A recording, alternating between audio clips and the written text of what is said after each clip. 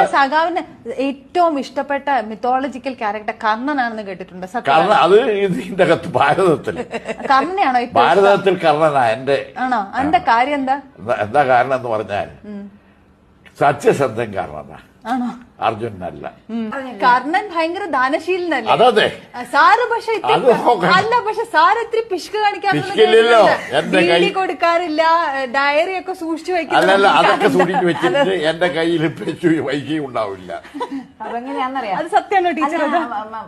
സഖാവിൽ ഞാൻ മനസ്സിലാക്കി എങ്ങനെയാന്ന് വെച്ചാല് ഇന്ന് മായാവതിക്ക് 11 കോടി ഉറുപ്പിയുടെ സഖാവിലെന്ന് പറഞ്ഞാല് പാർട്ടിന്റെതല്ലേ പൈസ. അപ്പൊ ആ ഓരോ പൈസക്കും വിലയാണ്. അന്നും അതെ ഇന്നും അതെ. ആ പാർട്ടിന്റെ ഒരു നയാ പൈസ കക്കാൻ പാടില്ല.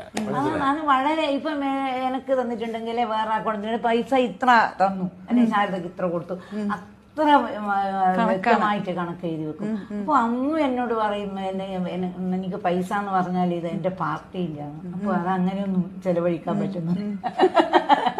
ആ സ്വഭാവം തന്നെ ഇന്നും. അതുകൊണ്ട് പിന്നെ സഖാവ് എങ്ങനെയാ വെച്ചാൽ ഒരാളോട് കടം വാങ്ങില്ല.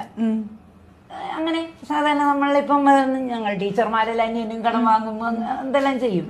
അപ്പൊ അങ്ങനെ സഖാവ് ഒരാളോട് കടം വാങ്ങൂല. സഖാവ് ഉള്ളതിനനുസരിച്ച് അന്നും ജീവിക്കും. ഇത് ഒരു കടം കൊടുക്കൂല, ഒരാൾക്ക് 10 പൈസ കൊടുക്കൂല.